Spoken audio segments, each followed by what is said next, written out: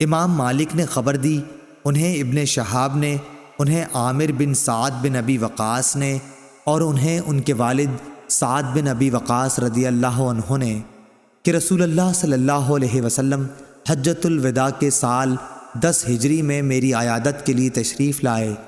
میں سخت بیمار تھا۔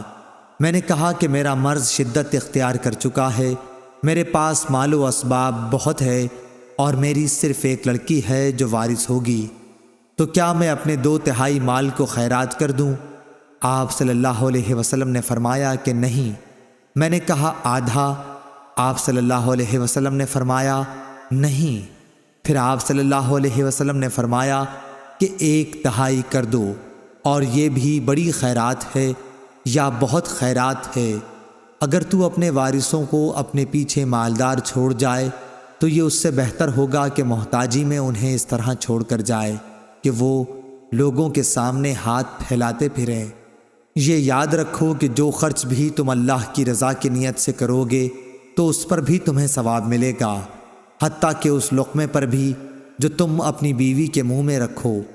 پھر میں نے پوچھا کہ یا رسول اللہ صلی اللہ علیہ وسلم، میرے ساتھی تو مجھے چھوڑ کر حجۃ الوداع کر کے مکے سے جا رہے ہیں اور میں ان سے پیچھے رہ رہا ہوں۔